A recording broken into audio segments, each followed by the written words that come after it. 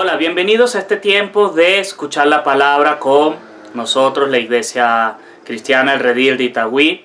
Es un gusto que puedas escucharnos, es un gozo para nosotros que puedas estar conectado con nosotros en este tiempo.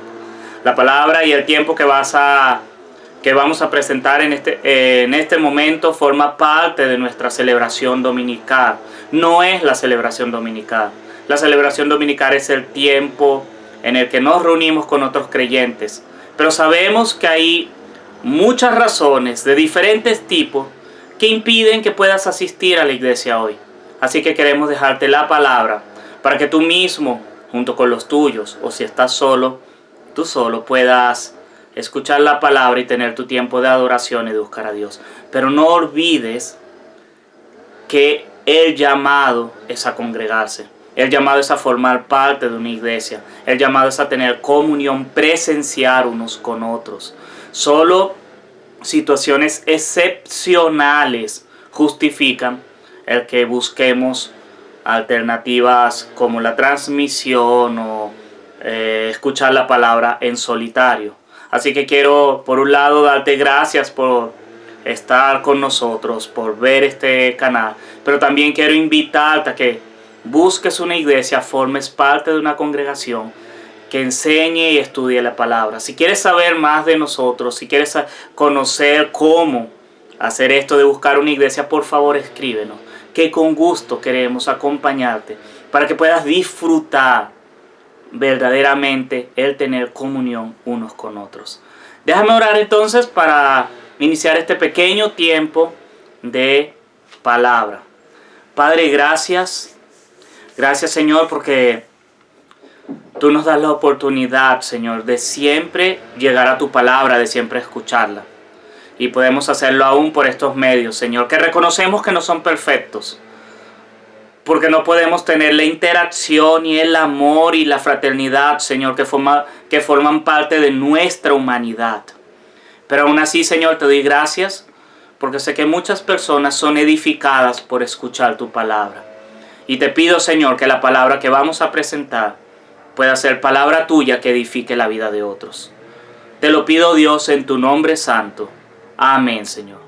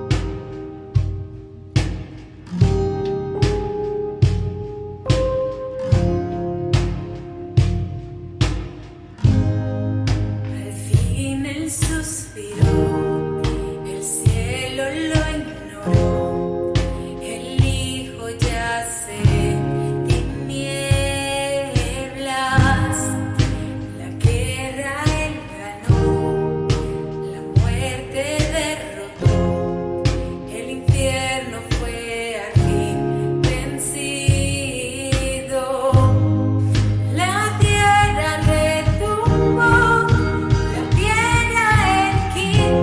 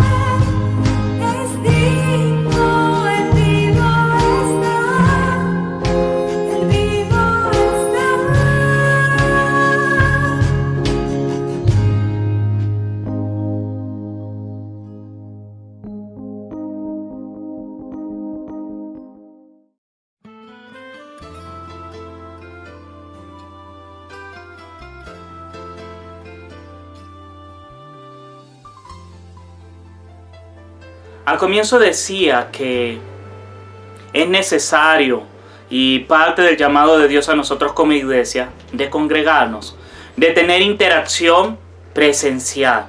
Eso es parte de nuestra humanidad. Así que quiero recordarte que hay dos maneras en las que podemos tener esa interacción y podemos tener esa comunión unos con otros. La primera, asista al culto presencial. Si eres parte de la comunidad del Redil de Itagüí y todavía no te has incorporado a participar en nuestras celebraciones presenciales, por favor hazlo. Lo necesitas. Necesitamos edificarnos y caminar juntos. Si estás en otro lugar lejos de Medellín, te invito a que busques una iglesia donde puedas participar de la comunión unos con otros. Si quieres saber cómo te podemos ayudar en esto, por favor escríbenos. Pero también otra manera en la que podemos celebrar juntos, comunión y caminar juntos y edificarnos es a través de grupos de vida. Pequeñas reuniones en casas o en algún otro lugar donde creyentes nos edificamos, estudiamos la Biblia juntos, oramos juntos, compartimos juntos alimentos, tiempo, entretenimiento. Te invito a que participes también en los grupos de vida, que son esa oportunidad en la que podemos vivir la iglesia en semana, en las que podemos hacer preguntas de la fe y poder discutirlas. Es un ambiente muy especial. Si quieres saber más de los grupos de vida, por favor escríbenos, por favor comunícate conmigo, por favor comunícate con el liderazgo de la iglesia y pregunta. Hay muchas alternativas en horario, en tiempo, en lugar, en capacitación, con las que podemos empezar a caminar juntos. Así que recuerda estas dos maneras de celebrar y de vivir la experiencia de la fe. Una celebración dominical, una iglesia en la que camine junto con otros creyentes, y nuestros grupos de vida, esos lugares donde nos reunimos para compartir la fe juntos. Dios te bendiga y que puedas disfrutar de ambas experiencias, la iglesia y grupos en casa.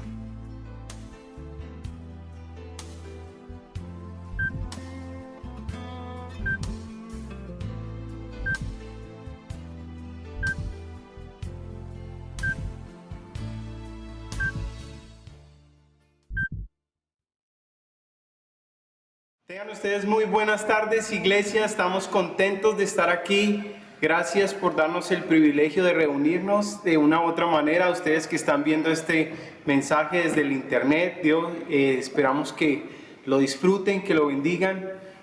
Hoy, domingo, estamos celebrando Domingo de Resurrección, ¿sabes? Y quiero que tengas eso en mente en esta mañana, porque hoy es un día importante para la iglesia. Hoy celebramos que Cristo resucitó de los muertos. Y aunque el mensaje de esta mañana no va relacionado directamente con la resurrección de Jesucristo, toda la Biblia está enfocada en Cristo. Y celebramos que Él un día murió y resucitó por nosotros para darnos la libertad que tenemos. Así que antes de empezar con el mensaje de esta mañana, quiero hacerte una pregunta. ¿Sabes? ¿Alguna vez te has sentido discriminada?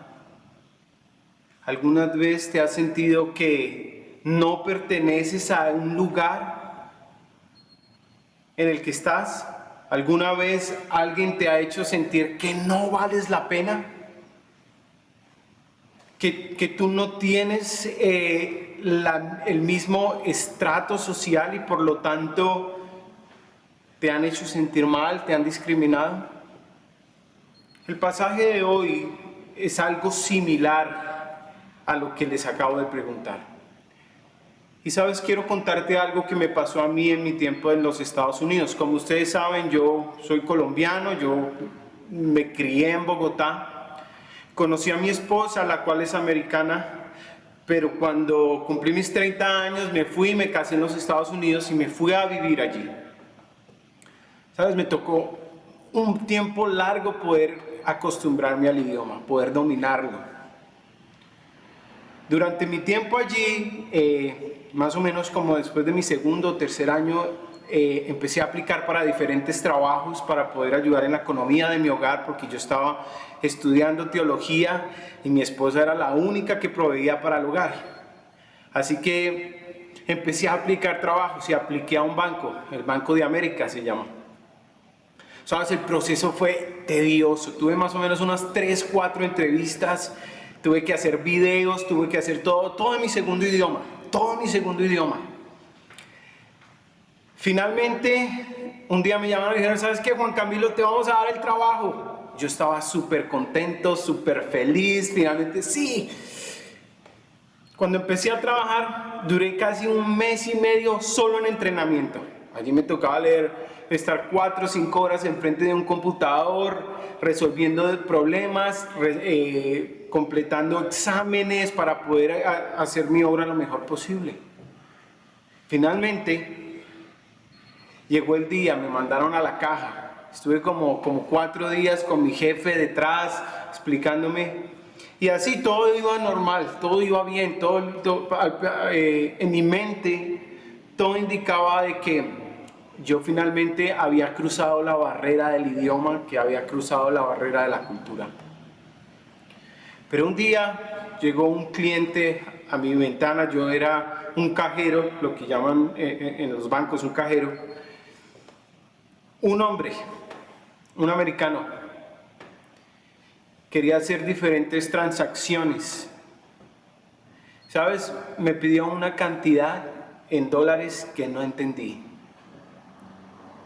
Así que yo le pregunté nuevamente que me repitiera. Y me volvió a decir el número. Y entonces yo pensé que había entendido, pero no había entendido. Así que yo llegué, saqué en mi caja, saqué un dinero que supuestamente el que me estaba pidiendo. Cuando se lo di, el hombre furiosamente me dijo, esto no es lo que yo le pedí. Y empezó a hablarme mal, empezó a decirme que si yo no hablaba el idioma no podía estar trabajando en un banco. Me dijo cosas terribles, que qué clase de banco era este, donde tenían personas que no podían atenderlo bien, mejor dicho, fue difícil. Me hizo sentir mal, literalmente mal. Tan mal me hizo sentir que dentro de mí yo tenía unas ganas de coger a esa persona y darle un puño. Obviamente el Señor me contuvo, me dio tranquilidad, me dio paz, pero yo estaba frustrado, estaba molesto. ¿Sabes? Tal vez fue la única vez en mi vida en la que yo, estando en los Estados Unidos, dije a mí mismo, ¿sabes qué? ¿Yo qué hago en este país? Yo me quiero regresar a Colombia. Ya no quiero vivir aquí en los Estados, quiero volver a mi país donde hablan español, donde yo me comunico fácil, donde no tengo problemas. ¿Sabes por qué te cuento esto? Porque muchas veces nos podemos sentir discriminados por una otra cosa. Y el pasaje de hoy, el que vamos a tratar en esta mañana, habla de la discriminación. Pero antes de que empecemos a estudiarlo, ¿sabes qué? Déjame orar para que Dios nos guíe. Acompáñame en la oración. Dice así: querido Dios, es un enorme privilegio poder predicar tu palabra, Dios. Tú me has puesto para este ministerio tan maravilloso y tengo miedo de equivocarme, de enseñar tu palabra inadecuadamente, Dios. Por lo tanto, Dios, clamo por tu ayuda para que tú me ayudes en esta tarde, que tu Espíritu guíe mis palabras y que tu iglesia, a través de la enseñanza de la Escritura, se edifique, se transforme, porque tu palabra es viva y eficaz, Señor. Amado Dios, por favor, transfórmanos a través de la enseñanza de tu palabra, cámbianos. Dios, penetra nuestro corazón hasta lo más profundo para que tu palabra llegue allí y allí ocurra una transformación interna en nuestras vidas, un cambio espiritual, el cual necesitamos tanto, Dios. Amado Padre, gracias te damos en esta mañana y en tus manos ponemos este mensaje. A ti sea la honra, la gloria. En Cristo Jesús oramos. Amén. Antes de leer la Escritura, ¿sabes? Te pregunté sobre qué es la discriminación, si alguna vez te has sentido discriminado. Mira, discriminación significa, según el diccionario, es el trato diferente y perjudicial que se da a una persona por motivos de raza, sexo, ideas políticas, religión, etc. Hoy vamos a hablar de un caso similar a discriminación que se dio en la iglesia. Y antes de continuar con el mensaje, déjame ponerte en contexto de lo que está pasando. Sabes, la iglesia ha crecido muchísimo. Desde el capítulo 2 hasta el capítulo 6, muchas personas han llegado a conocer el Evangelio de Jesucristo.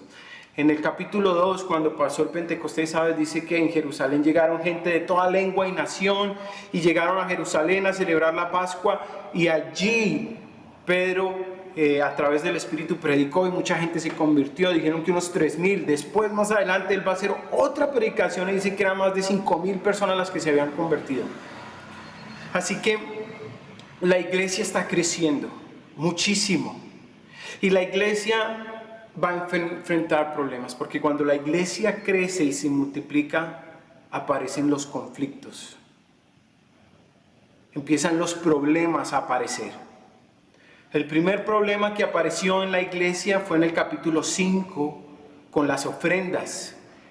Ananías y Zafira, ¿se acuerdan? Si escucharon el mensaje, Ananías y Zafira querían vender una propiedad que era de ellos, y en vez de dar todo el dinero como lo había hecho toda la iglesia todas las personas para la iglesia, ellos quedaron con un poco del dinero y querían hacer aparentar a toda la iglesia de que sí, miren, nosotros también damos todo, cuando no era realidad. Y ellos cayeron muertos. Ese fue el primer problema interno que tuvo la iglesia, esa codicia, ese deseo de figurar. Luego siguió avanzando, y las persecuciones sobre los apóstoles. Todo el capítulo 5 al final trata de la persecución que tuvieron los apóstoles.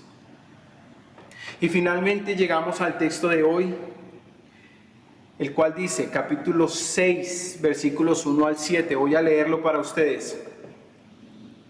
Y antes de leerlo, déjame decirte el título de este mensaje. ¿Sabes? Cuando la iglesia crece, aparecen los conflictos y soluciones. El título de este mensaje para esta tarde es Conflictos y Soluciones. Y quiero que pongas a cuidado lo que está pasando aquí. Hechos capítulo 6, versículos de 1 al 7 dice: en aquellos días, al aumentar el número de los discípulos, se quejaron los judíos de habla griega contra los de habla aramea de que sus viudas eran desatendidas en la distribución diaria de los alimentos. Así que los 12 reunieron a toda la comunidad de discípulos y les dijeron: ¿no está bien que nosotros los apóstoles descuidemos el ministerio de la palabra de Dios para servir a las mesas? Hermanos, escojan de entre ustedes a 7 hombres de buena reputación, llenos del espíritu y de sabiduría, para encargarles esta responsabilidad. Así nosotros nos dedicaremos de lleno a la oración y al ministerio de la palabra. Esta propuesta agradó a toda la asamblea, y escogieron a Esteban, hombre lleno de fe y del Espíritu, a Felipe, a Prócoro, a Nicanor, a Timón, a Pármenas y a Nicolás, un prosélito de Antioquía. Los presentaron a los apóstoles, quienes oraron y les impusieron las manos. Y la palabra de Dios se difundía, el número de los discípulos aumentaba considerablemente en Jerusalén, e incluso muchos de los sacerdotes obedecían a la fe.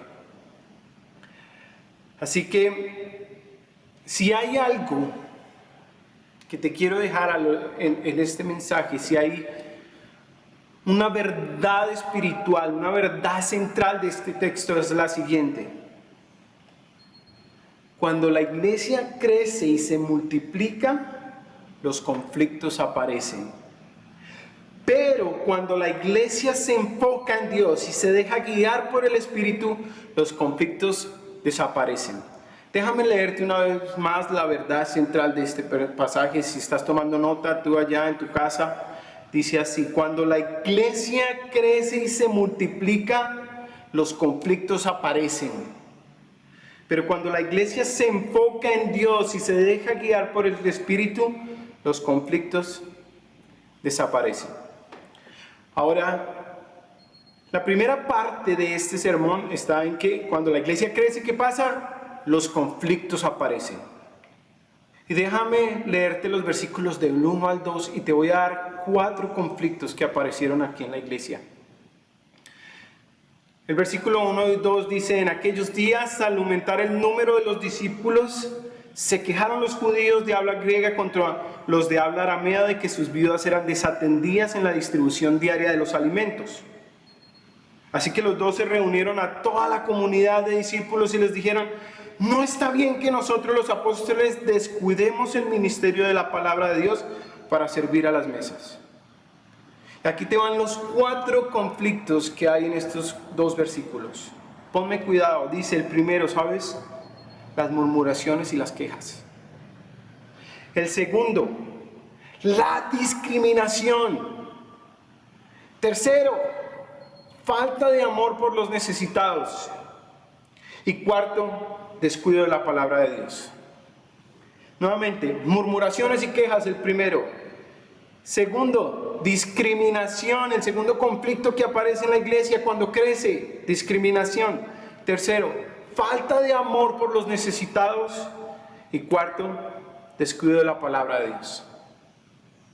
Déjame profundizar un poquito más en estos versículos para que te quede claro, ¿sabes? Los versículos 1 y 2 dice que cuando la iglesia creció, se quejaron los judíos de habla griega contra los de habla de aramea de que sus viudas eran desatendidas en la distribución diaria de los alimentos. Voy a profundizarte un poco más en esto. Ahora, aquí en la iglesia había llegado gente de todo tipo, pero empezó a haber un problema cuando la iglesia creció. Aquí dice que los judíos de habla griega contra los de habla aramea se quejaron. ¿Qué significa esto? ¿Sabes? La traducción de la Nueva Versión Internacional dice esto, aunque el texto griego dice: los helenistas se quejaron contra los hebreos. ¿Qué clase de grupos eran estos? La iglesia al parecer estaba dividida en 2 grupos en este momento. Unos que eran los hebreos. ¿Quiénes eran ellos? Los judíos de habla aramea. ¿Cuáles eran estas personas? Estas personas eran las que habían nacido en Jerusalén. Eran judíos que habían nacido en Jerusalén, que hablaban el arameo y el hebreo. Ahora, en la iglesia había otro grupo de personas, que eran los judíos que habían nacido afuera de Jerusalén. Es los que la Biblia llama a los expatriados, a la diáspora, los que salen de afuera, ¿sí? Los que no eran los que no habían nacido en Jerusalén mismo. No eran judíos nativos. Eran judíos que habían nacido en otras partes del país o del imperio romano, que habían conservado sus culturas judías, celebraban la Pascua y celebraban las fiestas judías, pero que su primer idioma no era el arameo. De hecho no hablaban arameo, no hablaban hebreo, sino que hablaban griego. Pero eran judíos. Entonces había un conflicto en la cultura allí de judíos, y era que los judíos nativos se sentían superiores a los judíos de otros lugares, los judíos que no hablaban arameo, los judíos que no hablaban griego. Estos que hablaban hebreo y arameo se creían mejores que los que eran judíos que hablaban griego. Y estos 2 grupos de personas están en la iglesia. Y entonces parece ser que estos judíos nativos se sentían por encima de los otros, se creían mejores, se creían que valían más, ¿sí? Que tenían más cercanía a Dios, por así decirlo. ¿Sabes? El Talmud, que era lo que estudiaban los hebreos, refleja el hecho de que los fariseos despreciaban abiertamente a los judíos helenos y que consideraban superior al judío nativo. Así que había una cultura donde se despordejaba al que no hablaba hebreo y arameo. Pero ese no era el problema. Ese no era el único problema. El problema se enfoca en las viudas de estos, de los que no hablaban arameo. ¿Sabes qué hicieron? Parece ser que la iglesia, más o menos de unas 8,000 personas, al crecer había gente que hablaba diferentes idiomas, pero estaban reunidos en Jerusalén, donde se enseñaba la Biblia a través del hebreo y el arameo. Pero ¿qué pasó? Que estos que no hablaban hebreo y arameo empezaron a quejarse. La palabra dice, la nueva versión internacional lo traduce como quejas, pero era más como murmuraciones. Es más, el sentido de la palabra es más como hablar entre dientes, así, con un propósito específico, que es difamar, hablar para desprestigiar de otros. Ese es el sentido de la palabra que se usa ahí.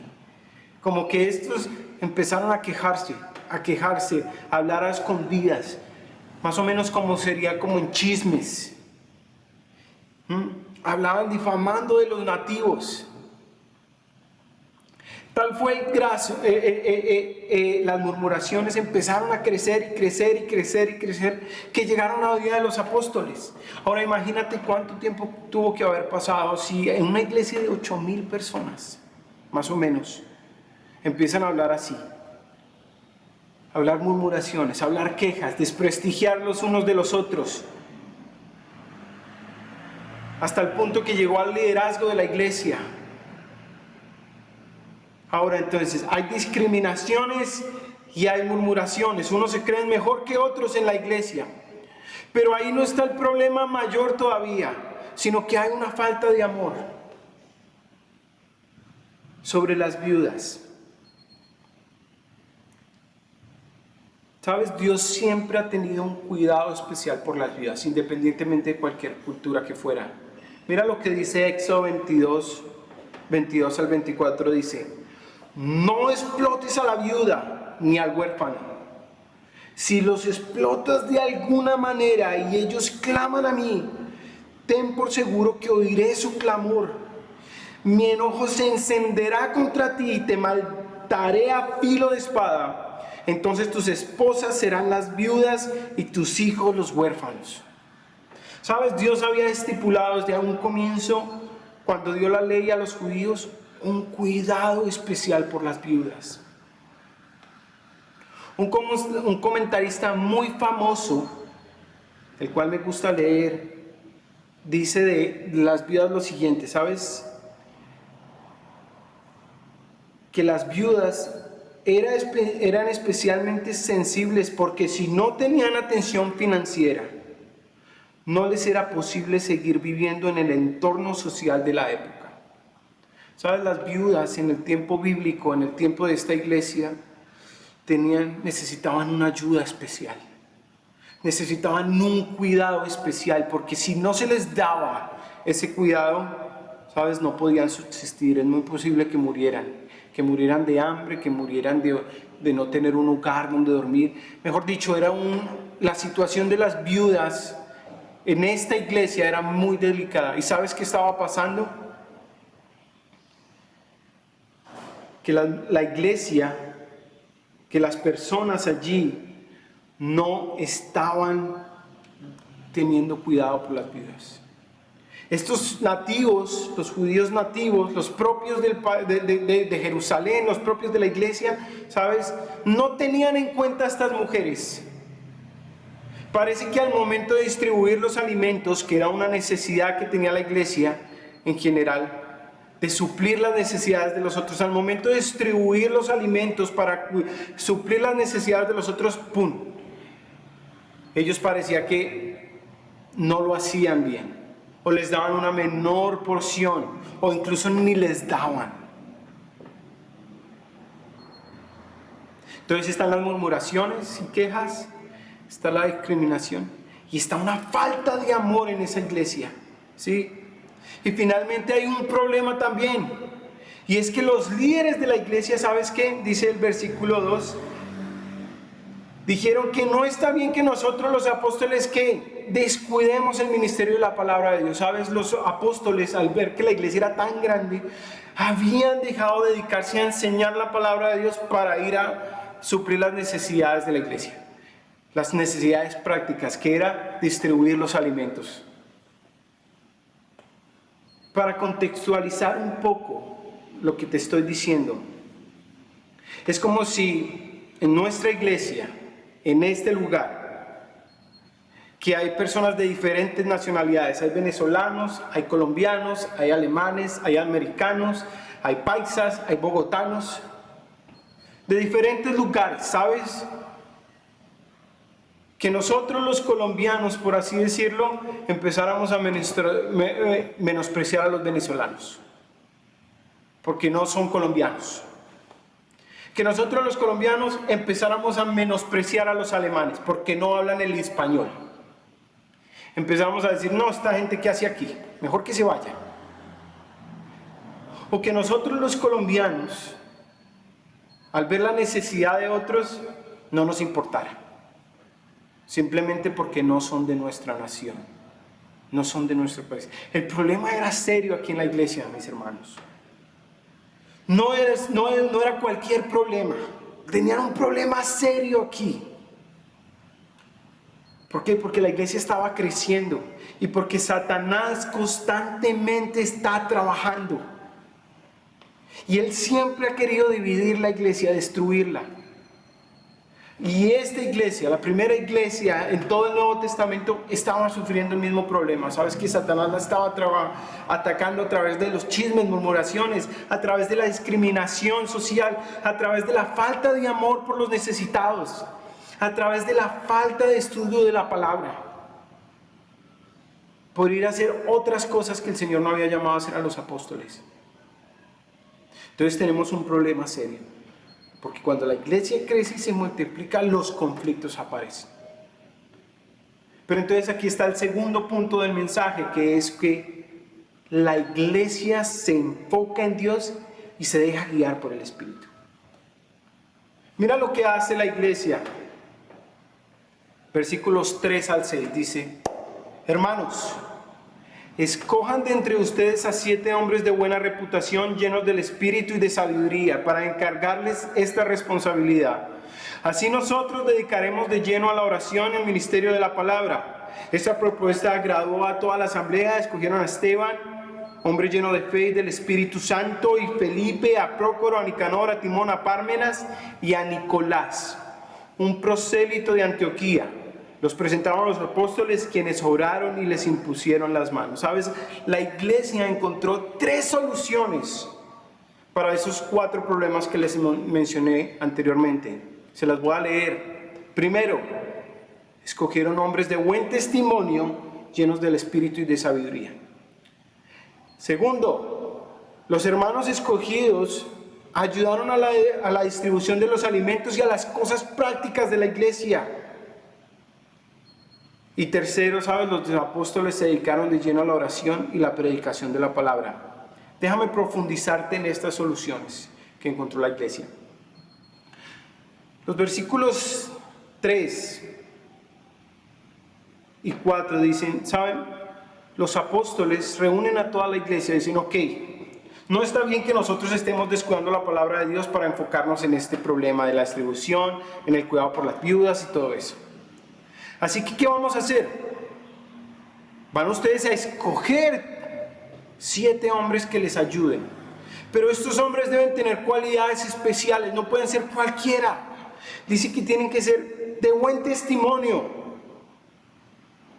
¿sí? O de buena reputación, como lo dice la nueva versión internacional. Tienen que estar llenos del Espíritu y llenos de sabiduría. La palabra que usa Lucas para referirse a estos hombres, dice que eran de buen testimonio. Es una palabra griega que se dice martureos. Pero sabes, la manera en que está formada no solo indica la clase de persona que eran ellos. sino también la obra que hacían. Cuando dice de buena reputación, está diciendo, ok, tenían buen testimonio, pero no solo eso, sino que al mismo tiempo también testificaban, también hablaban de Cristo. ¿Sabes? Estos hombres dentro de la iglesia no solo tenían buen testimonio, sino también estaban comunicando el mensaje de Cristo, estaban predicando de Dios, estaban testificando. Aparte de eso, dice que eran llenos del Espíritu y de sabiduría. Y este pasaje me hace pensar mucho en 1 Corintios capítulo 2, versículos 10 al 13. Porque allí Pablo habla de la sabiduría que viene de lo alto, de la cual él habla. Y sabes que la sabiduría de Dios solo puede entenderse cuando uno está lleno del Espíritu, cuando recibe el Espíritu. Porque el Espíritu es el único que puede escudriñar lo profundo del hombre. Y el Espíritu Santo es el único que puede escudriñar las profundidades de Dios para después hablar de ellas. Estos hombres tenían una comunión completa con el Señor. No solo hablaban de Cristo, sino que su relación con Dios, su manera de hablar, su manera de comportarse reflejaba su relación con Dios. Reflejaba ese corazón que Dios quiere de la iglesia. Así que estos hombres no eran cualquier cosa. Eran personas con una relación con Dios inigualable. Ahora, ¿sabes qué iban a hacer estos hombres? Se iban a dedicar a la distribución de los alimentos y a las cosas prácticas de la iglesia. ¿Te acuerdas la siguiente solución? Esos hombres se iban a encargar de proveer o de sobreveer por aquellas viudas que tenían necesidad. Se iban a encargar de que la iglesia no tuviera murmuraciones, no hubieran quejas, no hubieran problemas allí. Iban a darle a todos por igual.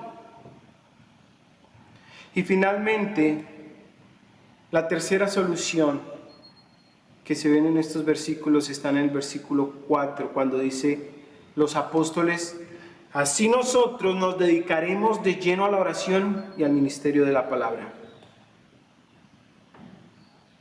¿Sabes? Tal vez este punto, ese versículo 4, esa última solución tal vez es muy relevante y es algo que en la iglesia de hoy hace falta.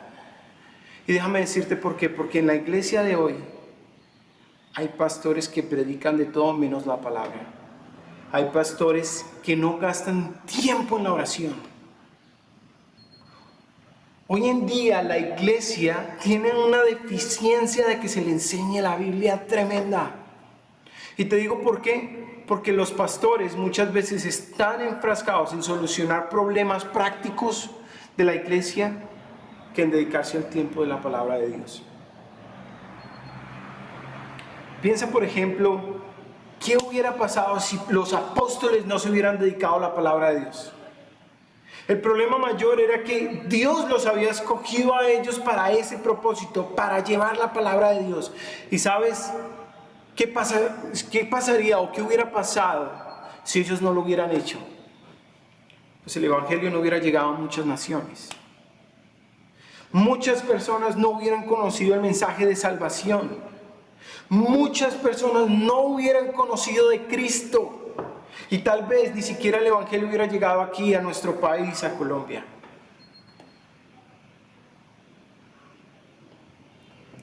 Ahora, aquí en la iglesia era necesario que ellos se dedicaran al tiempo de la oración y la palabra. Eso era lo que habían aprendido de Cristo. Y déjame decirte algo, en la iglesia de hoy, ¿sabes?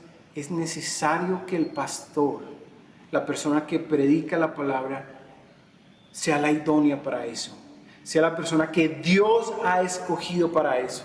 La enseñanza de la palabra debe estar descansada en los que Dios ha escogido para ser apóstoles, para ser pastores y maestros.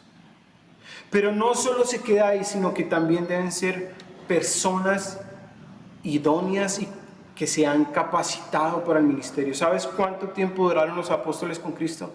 3 años aprendiendo de sus enseñanzas, aprendiendo de su teología. Pablo, la persona que llevó el mensaje a más personas, ¿sabes? Dice que tuvo una escuela tremenda. Él era fariseo de fariseos, y los fariseos desde los 13 años empezaban a estudiar todo lo que era el Antiguo Testamento y todo el Nuevo de una manera profunda. La razón por la que hoy en día hay tanta deficiencia de palabra en la iglesia es porque las personas que están enseñando no son llamados por el Señor. No han sido escogidos para ese ministerio, pero tampoco tienen el entrenamiento adecuado para hacerlo. Ahora déjame decirte algo de la palabra de Dios. ¿Sabes? Dice Hebreos 4:12 que la palabra de Dios es viva y eficaz y más cortante que toda espada de 2 filos, que penetra hasta partir el alma, las coyunturas y los tuétanos, y discierne las intenciones del corazón. ¿Sabes? La iglesia necesita que se le enseñe la palabra viva y eficaz. Mira que la palabra el autor de Hebreos describe que es algo que da vida. Es literalmente, está viva. ¿Por qué? Porque llega a las profundidades del corazón del ser humano y allí es donde produce vida. Allí es donde es eficaz, porque penetra hasta lo más profundo del corazón, donde puede discernir los pensamientos y sus intenciones. Y hoy en día hace falta que se nos predique la palabra viva del Señor.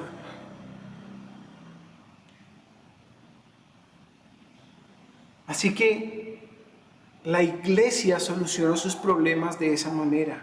Cuando aparecieron los conflictos, ellos dijeron, ¿sabes qué? Vamos a ubicar a hombres adecuados, vamos a que esos hombres ayuden a solucionar los problemas prácticos de la iglesia, y que los dirigentes, las personas que Dios ha escogido, se dediquen a lo que Dios nos ha llamado, que es la oración y la predicación.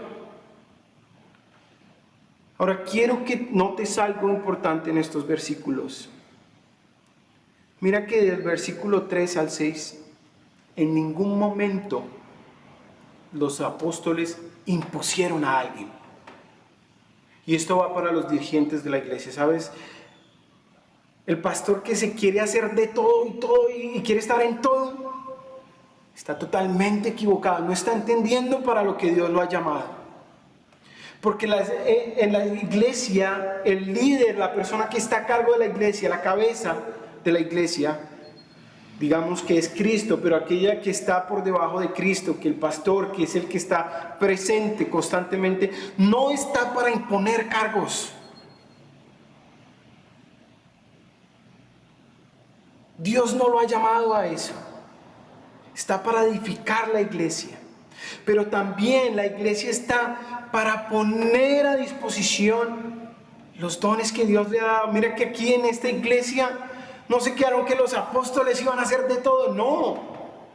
Toda la iglesia se unió, escogió hombres que Dios los había dotado con habilidades tremendas, por eso los llaman diáconos. Y tú puedes leer en 1 de Timoteo y Tito las características de los diáconos, que eran hombres idóneos, que estaban al servicio de la iglesia.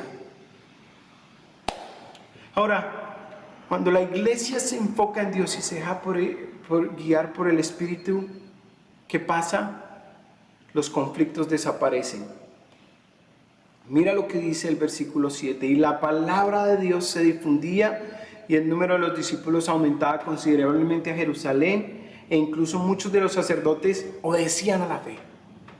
¿Sabes qué es lo más impresionante de estos versículos que hemos leído? Especialmente del 3 al adelante.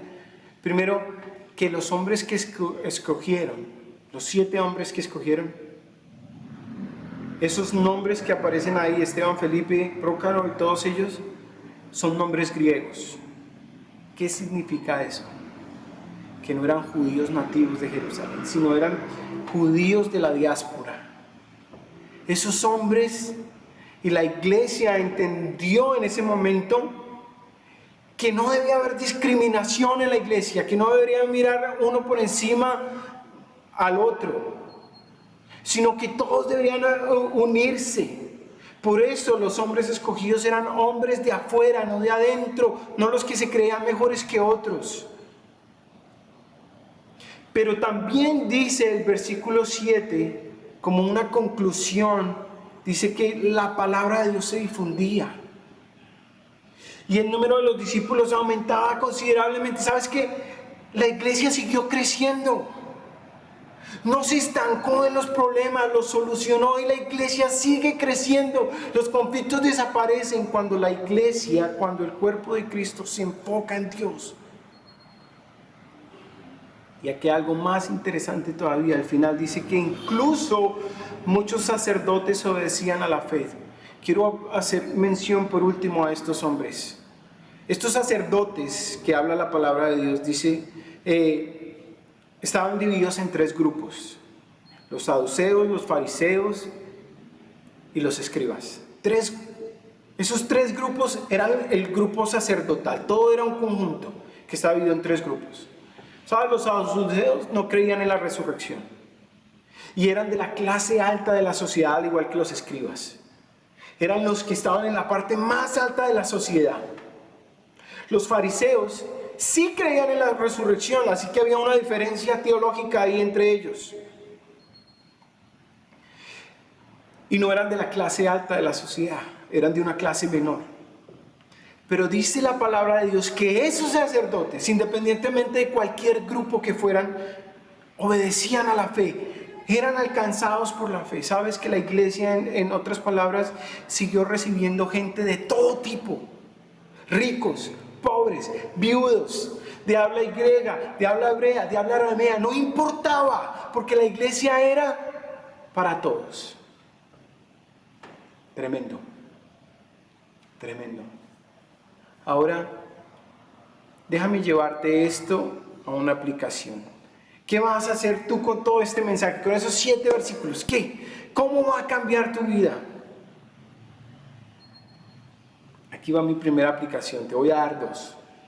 Primero, sabes, por la gracia de Dios nosotros estamos en una iglesia que es multicultural.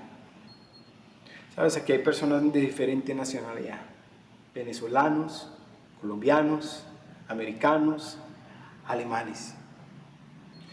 Y sabes, Dios no nos llama a nosotros a mirarnos como que una cultura es superior que la otra. También hay personas de diferentes localidades en Medellín, aquí en esta iglesia. Hay gente de Itagüí, hay gente de Envigado, hay gente del Poblado. Y sabes, no quiere decir que porque yo viva en un lugar soy mejor que la otra. Porque yo esté ubicado en tal barrio soy mejor que el otro. No. Y déjame decirte por qué. Porque en Cristo todos somos uno. Mira lo que dice Gálatas 3, 27 y 28. Porque todos los que han sido bautizados en Cristo se han revestido de Cristo. Ya no hay judío ni griego, esclavo ni libre, hombre ni mujer, sino que todos ustedes son uno solo en Cristo Jesús.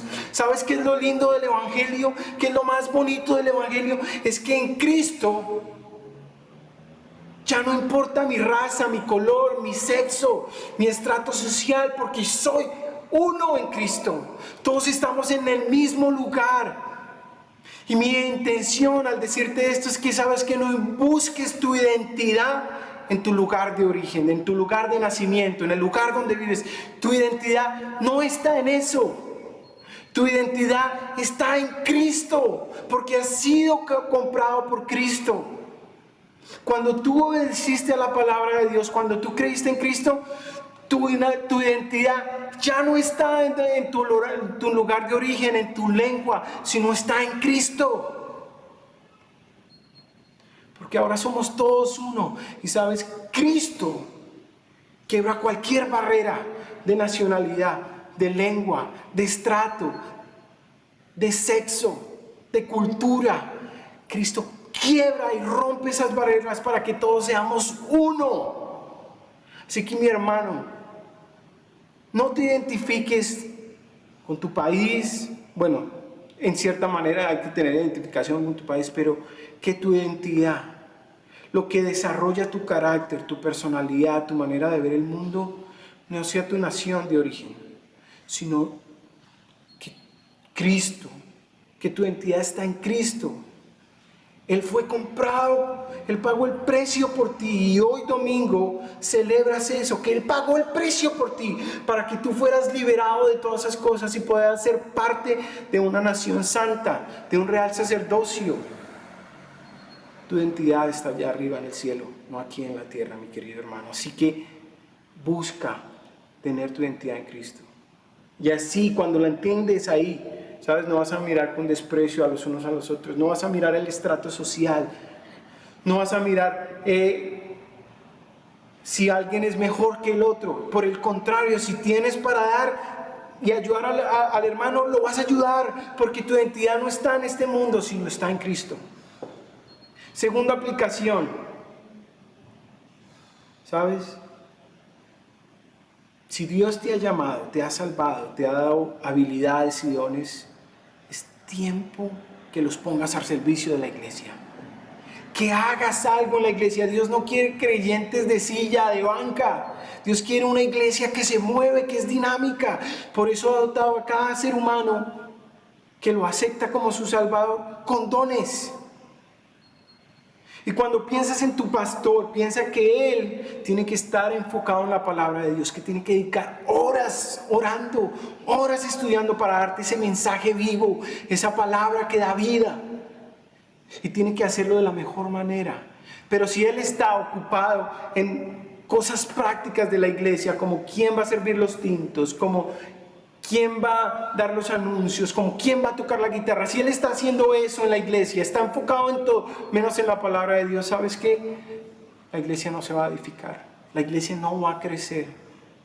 Es necesario que tú, que estás ahí, sentado en tu casa, viendo este mensaje, te pongas a disposición de la iglesia, que asistas a la iglesia, que pongas los dones que Dios te ha dado a disposición, a servir a los unos a los otros, que si estás en casa y quieres abrir un grupo de vida, que lo hagas, y que invites personas y allí hables de Cristo, pero que no te quedes esperando que sea el pastor el que haga todo, porque él necesita dedicarse a la oración, necesita dedicarse al estudio de la palabra. ¿Sabes? Cuando alguien predica, no está predicando sus palabras, está predicando la palabra de Dios.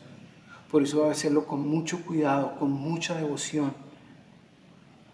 Así que ponte a disposición de la iglesia. Haz algo, mi querido hermano, para que la iglesia pueda crecer y pueda multiplicarse, como es el deseo y el diseño de Dios. Vamos a orar. Mi querido hermano, gracias te damos por haber asistido, por haber visto este video.